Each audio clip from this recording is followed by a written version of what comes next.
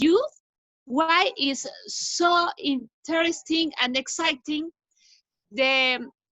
What is the most exciting that you find on artificial intelligence? Well, I'm especially interested in the way that it's transforming the world, that it's a new technology that's going to change the way people interact, the way economic things happen, the way businesses run. And if we do it right, I think it's going to make everything for the better. And in fact, I think it can solve almost all of the problems that humanity is facing. Of course, it's so powerful that there are all sorts of challenges as well. And so we sort of have to balance the benefits, potential benefits, and the challenges. Perfect. What are the main economic benefits that artificial intelligence will bring to humanity? Well, you know, everything that we do that is repetitive, in principle, could be done by robots and automated systems.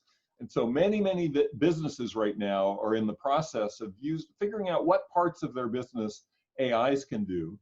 And on the one hand, that's a little bit scary because it means that people won't be doing those roles anymore. But you know, anything that an AI can do is probably something that people don't really enjoy doing anyway, like being on an assembly line with very repetitive actions. Oh, okay. How is the relationship between quantum computing and artificial intelligence, and what result will it bring us? You know, I think that's a really interesting area. Quantum computing is much newer than AI is. AI was invented, the term was invented in the 1950s, and it's sort of just coming to its full fruition right now. Quantum computing is more recent. I think it began mostly around in the 1980s, and just the very bare beginnings of systems, quantum systems are working. Quantum mechanics underlies the whole nature of reality. Quantum mechanics is the foundation for physics, and people began to realize that it might enable more powerful computers. And more recently, people have been thinking that perhaps machine learning uses lots and lots of computer power right now. And so the idea is that quantum computing maybe will enable you to do machine learning more efficiently than we are currently. So far, that's more of an idea than it is a reality. But new quantum computing systems are coming online. The big companies, IBM, Google, they're all building quantum computers. And if it's successful, it could potentially change AI. There's some evidence that the biology uses quantum ideas fundamentally. And some people believe that perhaps the human brain is based on quantum computing, perhaps, but quantum effects certainly. And so that's very exciting, I think. Great. Do you think that we are close to becoming a superhuman? You know, that's very controversial. I was just in a movie. I don't know if you've seen the movie, We Need to Talk About AI. It has James Cameron, who did Titanic, that movie, and the Terminator movies, and lots and lots of scientists. It's actually a pretty good documentary. And in that documentary, every one of those scientists has a different idea about when AI will become as powerful as people. I tend to be more on the side of thinking it's probably the next, 10 or 20 years, that we're right on the cusp, I believe, of very powerful new ideas. Some of those scientists, though, say, it'll be 100 years. So there's a lot of uncertainty about when it might happen, but it will have such profound impact on the nature of society, hopefully a good impact, that I think it's valuable to prepare for it, even if it does take a longer time. But it looks to me like things are moving so fast that it's going to be probably the next few decades, is my guess. Okay. And what are the main benefits of artificial intelligence? You know, we're bringing into this universe a new kind of mind, and those minds can do many things that we don't do very well, and they can serve. One of the things I'm really excited about is the idea of a personal AI.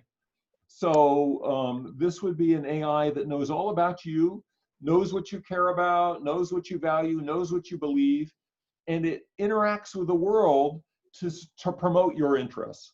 So, for instance, in a country, you might if every citizen had a personal AI, the values and interests of all the citizens could be aggregated in a much, much more powerful kind of voting than we have today. And governments could then make choices and decisions based much more accurately on what their citizens care about. And similarly, these personal AIs could serve as an interface to advertisers, to news media, and filter it and only show you things that are in alignment with what you care about. So that would cut down a lot on manipulative advertising, on misinformation coming from news sources. And so I think the whole balance of how people relate to the broader society can change dramatically by having smart agents that act on your behalf. So that's my hope, is that each person will be empowered Yes. by this technology. On society in general, what do you think are the most significant changes that we will see in the coming months in AI? Now, months is a pretty short time scale. The kinds of things that are happening right now, if you have a cell phone, both Google and Apple are using AI in all sorts of their aspects. There's been a lot of activity recently on natural language. So it used to be speaking and creating sentences was something that only people could do. But over the last year or so, I would say, AI systems have gotten very good at creating text, at understanding text. And so there's now systems for simultaneous translation. So you can speak in one language, the system recognizes what you say in that language, translates it to another language, and then speaks it in that other language. So that's kind of cool. That enables people who speak different languages to connect in a much better way. And that's on the Google phone right now, a pretty good version of it. Google Translate has that. Another thing that was just demonstrated last week is a system to listen to some music, like it might listen to Frank Sinatra, is a singer who, classic singer, and has certain kind of music. Learn what the music is, learn the voice characteristics of Frank Sinatra, learn the lyrics, the kinds of words he used, and generate new music, new lyrics, and a new voice, singing a new song as if it was by Frank Sinatra. And whoa, great. It's not perfect yet, but it's pretty good. You can look on the web and check it out and see what you think. It's a little bit scary because, wow, this is something we've never, experienced before. But that's just in the last month, and so lots and lots of things like that are happening as we speak. Perfect. Humanity needs a lot of this progress. Thank you so much for your time. Sure. I'm very happy that you that are a person with many knowledge about artificial intelligence. Speak with us. Thank you so much, Steve Omohundro. It's okay, Omohundro? Perfect. Exactly right. You probably say it better than I do. Thank you so much. Have a great week. Thank you.